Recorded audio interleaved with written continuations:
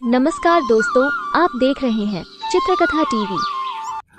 बहुत ही पुराने समय की बात है। यशोमती और गिरिधर के घर में बड़े ही जतन से एक पुत्री का जन्म हुआ, जिससे यशोमती और गिरिधर बहुत प्रसन्न हुए। उन्होंने अपने पुत्र का नाम रखा कुंडलिक। वे दोनों बड़े ही धार्मिक थे। दोनों में पूजा पाठ के संस्कार भरे पड़े थे। माता ने कुंडलिक को पढ़ाई के साथ साथ धार्मिक चीज़ों में भी रुचि सिखाई। एक दिन माता ने कुंडलिक को भगवान जगन्नाथ जी के बारे में बताया कि भगवान जगन्नाथ जी की रथ यात्रा क्यों निकाली जाती है। धीरे धीरे कुंडलिक की यह रुचि बढ़ती चली गई और कुंडलिक बड़ा होने लगा। उसने रंगीन वस्त्रों का त्याग कर भगवा वस्त्र धारण करना शुरू कर दिया था। वो प्रतिदिन सुबह उठता और स्नान कर खाली पेट जगन्नाथ जी की पूजा करता। भगवान को भोजन अर्पित किए बिना वो एक दाना भी अपने मुख में नहीं डालता था। भगवान जगन्नाथ जी भी कुंडलिक से बहुत प्रेम करते थे।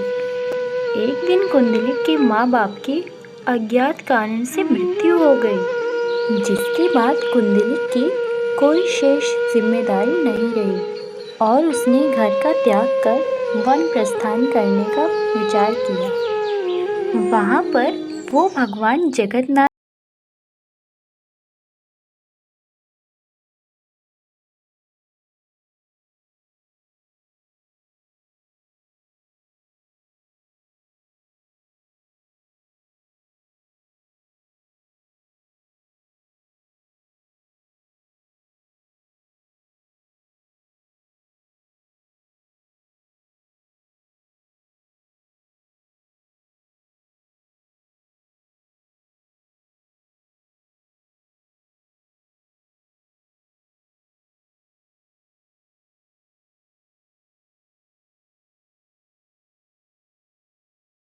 के वन में स्थित कुछ केले तोड़ लाए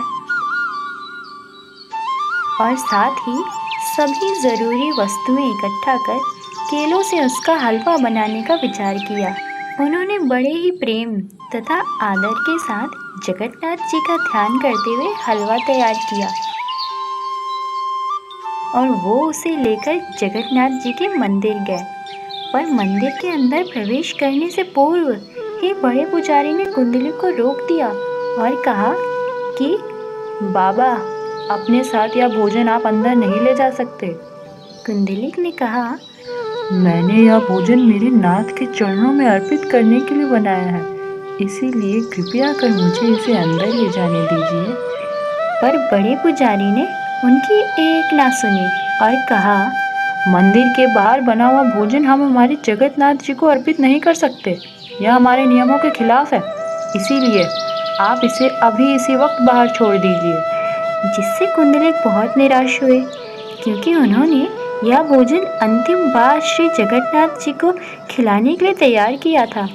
दुखी हृदय से वो मंदिर के बाहर एक कोने में जाके बैठ गए।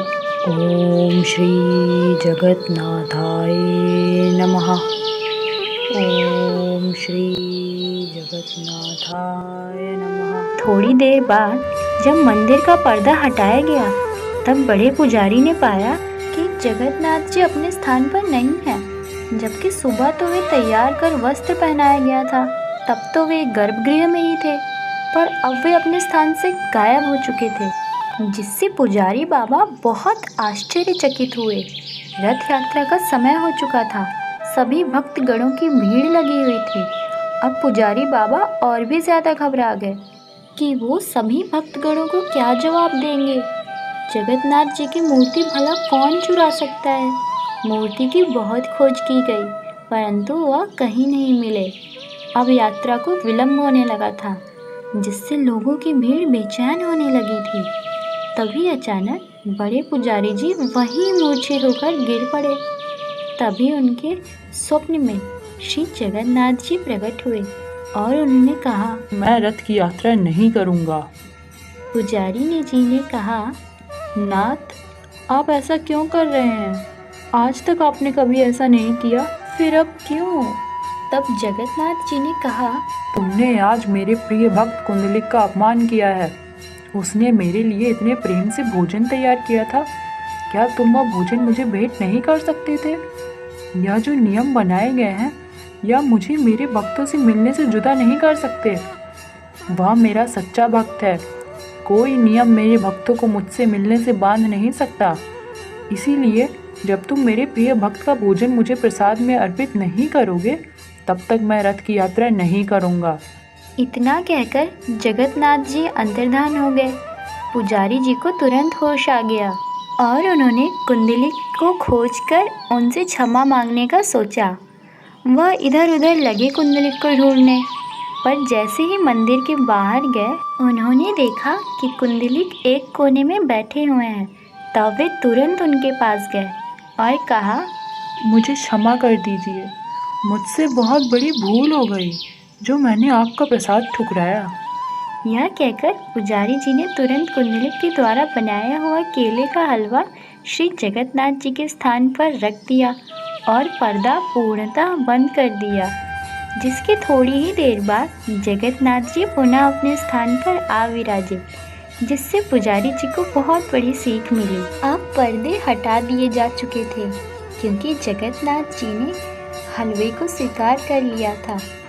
सभी भक्तगण जगन्नाथ जी के दर्शन कर रहे थे, पर कुंडलिक नहीं आए। वह वहीं मंदिर के बाहर एक कोने में बैठे रहे, क्योंकि उन्हें वहीं से जगन्नाथ जी के दर्शन हो रहे थे। जगन्नाथ जी उनके सामने बैठे बैठे हलवे का प्रसाद बड़े चाव से खा रहे थे। जिसके थोड़ी ही देर बाद जगन्नाथ जी बलभद्र और सुभद्रा माता की रथ यात्रा बड़ी धूमधाम के साथ निकाली गई। जिसके बाद कुंडलिक ने अपने प्राण समर्पित कर दिए। इस कहानी से हमें यह सीख मिलती है कि हम भगवान के लिए जो भी अपने हृदय से बनाएं, भगवान उसे ज़रूर स्वीकार करते हैं।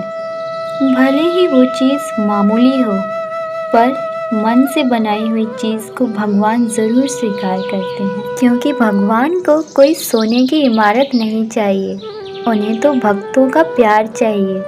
इस कहानी ने आपका मन मोह लिया है तो चित्रकथा टीवी को ज़रूर सब्सक्राइब करिए। बोलिए जय श्री जगन्नाथ। मिलेंगे आपसे फिर से एक नई कहानी में। तब तक के लिए अपना बहुत ख्याल रखें। नमस्कार दोस्तों, आप देख रहे हैं चित्रकथा टीवी।